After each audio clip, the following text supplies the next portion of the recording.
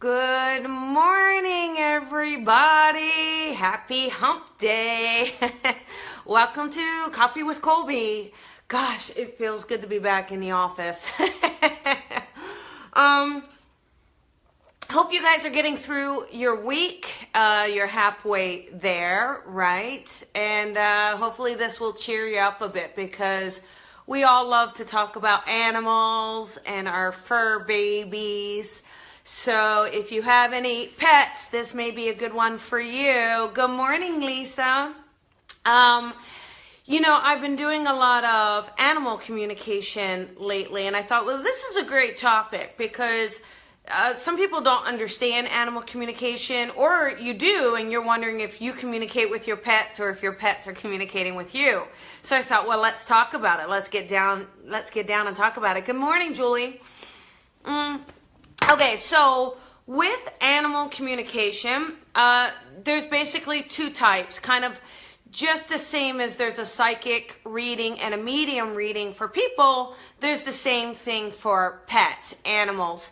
There can also, be medical readings, all of that. But, we want to break it down to psychic and medium.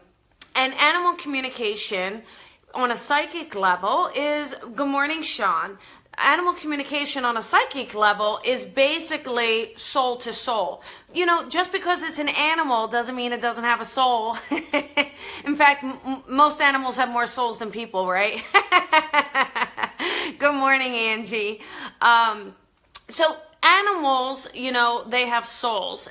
And they also have thoughts and feelings. And it is going to be different than the human level. It is definitely going to be more feeling than, say, thought-provoking. But there is that soul-to-soul connection. And we can absolutely tap into that energy. We can absolutely tap into our pets or pets around us, animals, to see how they're feeling. So one of the things that you can do if you have an animal, good morning, Helen. If you have an animal or pet that you take for a walk, dogs tend to do better than cats at that. If you have a pet iguana, maybe you'll take that for a walk, or but if you take the dog for a walk, just pay attention to the dog. Really allow yourself to tune into the dog, okay? So allow yourself to kind of tune in and say to them, how are they feeling? What are they enjoying? And you'll really be able to kind of get that communication going. Are they enjoying the grass more than the concrete? Did they want to go in a different direction? Do they want to stay in a place a little longer? Thank you, Tiffany. So it's paying attention, being aware. I mean, that's really the biggest thing, is being aware. So many times you'll see someone pull the animal leash, right? Come on, come on, come on. And, it's clearly that the animal's trying to communicate to them, I want to stay. Or if you tune into your animal, you can find out, is there an allergy to a food that they're having? Do they not like a particular thing? Is there a person they don't like? Look at your animal, your pet. How are they responding to certain people that come into your space? Good morning, Adrienne. How are they responding? I just really feel that animals are beyond intuitive. They're just so intuitive. And they know, they also read souls. I think they read souls much quicker and easier than we actually can, because they're not letting that logic get in the way, right? If a dog doesn't like somebody or another dog, he's not thinking, boy, that dog really rubs me the wrong way. That dog, well, maybe that's just my imagination. Maybe I'm just making it up. The dog's not going to do that, right? Your pets are not going through that second guessing, that little ego stage, right? They're trusting, they're surrendering. So there's a lot we can learn through how the animals communicate. It really isn't just about us communicating to them. It's about how are they communicating to us. And I really feel that they do in so many ways. In so many ways, they open up that communication. Now, the other kind of communication is mediumship for animals that are in spirit. And of course, absolutely, we can communicate with animals in spirit. Now, there are some people who they feel that they don't. They may work as a medium and they don't get animals. I mean, that's okay. Maybe that's just spirit isn't giving you that tool in your tool house for whatever reason. But if you try, you might be surprised that you kind of can, because it still is a soul. But what happens is the language is different. So at least for me, how an animal comes through in spirit is a lot different than how a human comes through in spirit. Oh, thank you, Melissa. So when I get an animal in spirit, I'll normally kind of get a clairvoyant picture of an animal. I'll just see a horse or a bird or a dog or a cat, and it may take a second for me to go, oh, that's the animal in spirit. So whereas with a person, I'll kind of get that personality first, or I'll get a memory first. With an animal, I kind of get a flash of the animal, and then I go, oh, wait a second, would I be right that you have a dog in spirit? And then I'll actually say what the dog looks like, just because I'm getting it. But then also, you know as well as I do, your pets, animals have personalities. They do. And some have attitude, right? Some of those animals have attitude. How many times has your dog looked at you, or your cat? Cats are notorious for giving you attitude. They'll look at you like, I'm not getting that. I'm not doing that. What do I look like? Oh, they're feisty. But, it's looking at that communication. So when you're connecting to an animal in spirit, just know that you can bring forward their personality. Know that their personality, or they will share memories. Again, it's a little more subtle, I find, because we're not having that logical thought process. It is much more subtle and instinctual, and more of that natural, organic feelings that I feel works, right? And you may feel your animals in spirit visiting you.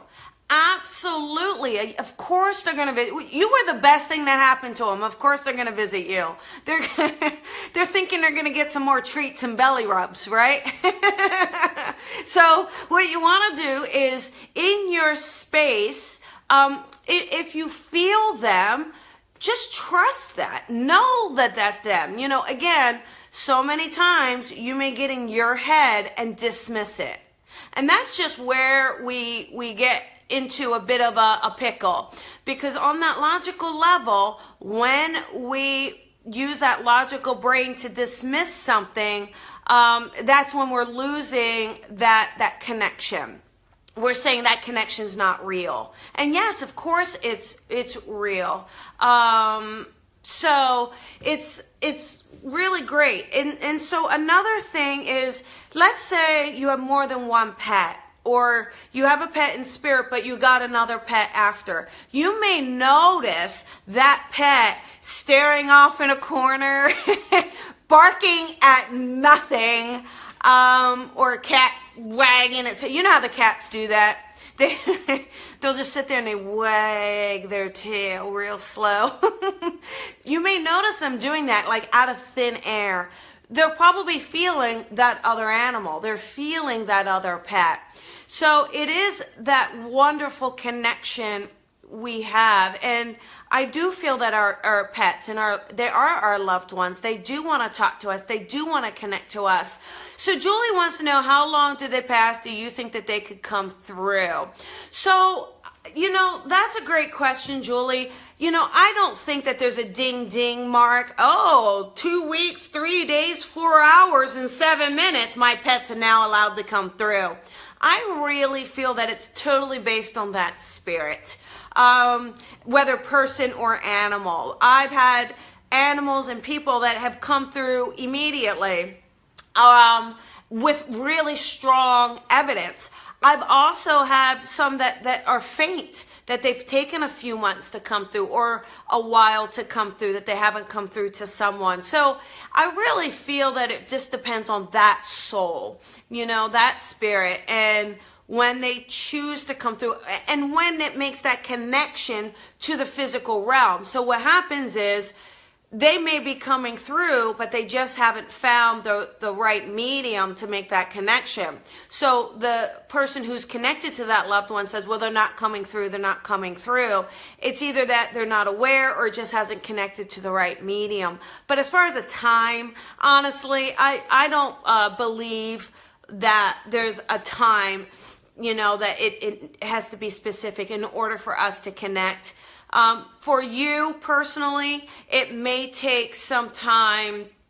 It may take some time, it may take some time for you to make that connection. And that really could be because of your grieving process. If you're in a huge state of grief, a deep, deep state of grief, it's very hard to be aware, very hard to be kind of open. And so that may inhibit that connection temporarily, okay? So anyhow, and then what I wanted to say, so Sean had a question, like, once you acknowledge that connection, is it stronger? I believe so. Absolutely. Absolutely. I think now, once you become aware of the vibration of animals in spirit, then absolutely I feel like it can become stronger. It's the same, like, so psychic works on one level, one vibration, right? Mediumship works at a higher vibration. It's a different vibration. It does work differently. And animals in spirit are also a different vibration. That's why it's kind of like that radio dial. It's tuning in to what vibration do I need to be at to make that connection. So many times mediums, if they're looking for that, they're just used to the vibration of a human connection. They're used to the vibration of, hi Stephen, they're used to that connection. And so they, even though there's animals that may be in that vibration, they're just not picking up on it, right? Because it's not tuned in. But the minute you adjust and the minute you change that vibration and you connect to your first animal, I think you'll really feel, oh, that's the vibration. That's the vibration I need to be at. And so it allows you to come in. I think, and I'm not 100% sure, I mean, who am I to say, but I kind of feel that maybe it's either a little bit of a lower vibration or a little bit of a side vibration. Only because, you know, especially doing public demonstrations, you know, I'll tend to have a lot of people that come through. People. And I really have to set my intention to say, let me connect to animals. Let an animal come through. So I kind of have to set that. But then once I do, the vibration shifts. But, you know, as I look at my hand, right? As I look at my hand, I'm noticing it's probably a little bit more of a sideways connection. So I think that that's it a bit, okay? I just tuned my, look, I'm darkening my screen. I'm sorry, you guys. You still know what I look like. Anyhow, so it's a little bit more of a side vibration. Julia loves how I talk with my hands. Julia, I'm from New Jersey. This is how we roll. It's so busy. Did you see the phone just ring? Everybody, doesn't everybody know? Don't text or buzz or call between 10 and 10:20 every morning. We're busy here. We're having some coffee, for goodness sakes, right? Okay, so how do you practice? I think just great ways to practice psychic pet communication. Great ways to practice. Again, either if you have a pet, take your pet for a walk. If you, and then notice your pet, be aware of your pet.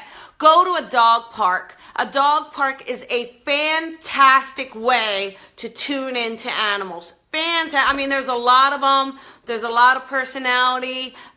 You'll see a lot of sides of things happening. You'll see, so a dog park is a really wonderful way to kind of practice and get that experience in. If you don't have a pet, go get one. No. Go to a shelter and adopt a pet, for goodness sakes. No, if you don't have one, you can still go to a dog park. You're not required to have a pet to enter a dog park. So you can still get to a dog park. Or, if you know a friend, ask them if you can read their pet. Ask them if, they don't mind you connecting. Go for a walk around your neighborhood and just, again, watch animals. If you're in your home and you hear, let's say you hear a dog barking, so a lot of times you'll hear that in your own house, right? And, a lot of times you'll hear that in your own house. Tune into that dog. Why is that dog barking? What is making that dog either feel defensive or anxious or excited? Tune into what is happening. So again, it's all about tuning into that vibration, tuning into that feeling. And I really, same as your loved ones visiting you, your pets visit you, your little fur babies are visiting you. So your fur babies are visiting you. So whether they, regardless, it's a soul. So no matter if you have a bird or a cat or a dog or a pet, whatever you have, it doesn't matter. They still have a soul. So as long as there's a soul, there's communication, there's connection, and trust in it and have fun with it. So do I think human spirits can come back as an animal? I guess anything is possible. Anything is possible. So do I think though? I don't think it would happen in this anytime soon. I think it would take a long time for it to happen. Again, I guess anything is possible. I'm not 100% sure. I guess it could be that way, Stephen, I guess. But, I hate to make these claims like that. I just, I don't know. Do I feel like I've been a wolf? Absolutely. Can I connect to wolves and huskies? Absolutely. So there's something about that connection that I can relate to. Now, was I a wolf at some point? I don't know.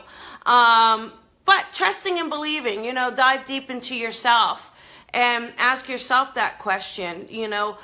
Try to do a past life regression. See if there's anything that makes you feel as if you may have been an animal. I just don't know. It's a good question. Not exactly my area of expertise, I would say. But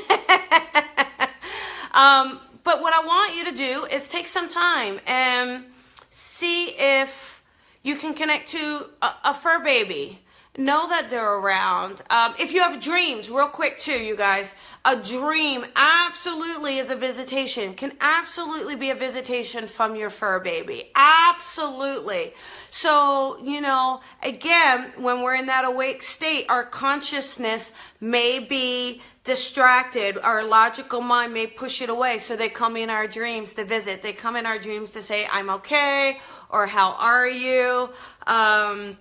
Just to say I'm with you. And there is a bond. I think there's a very, very special bond. And because animals really are unconditional, that there is unconditional love, unconditional giving. They really are selfless. And personally, I think animals are our teachers. I think animals are our teachers because that's the state that we want to get to. Our goal should be unconditional love. Our goal should be unconditional acceptance. It's very difficult, right? We have this human experience. But if we can kind of learn from our pets this unconditional love, well, we're certainly learning and growing. So take a moment and if you've got a pet in the physical, give them a kiss on the muzzle, give them a belly rub, give them an extra treat today. Tell them, this is from Colby. You get this goodie because it's from Colby, you know? Give them something special today because they're such a gift to us. If you have a fur baby in spirit, take a moment and sit with yourself for a minute or two and reflect. Think of a memory. Think of a funny experience. I mean, there's so many that they give us. And have that connection. Just knowing that you're making that connection brings them a little bit closer to you. Okay? So I hope that helps. I hope you enjoyed your animal communication. Allow yourself to connect and talk to them, right? Have a wonderful, wonderful days. And I will see you tomorrow. Bye.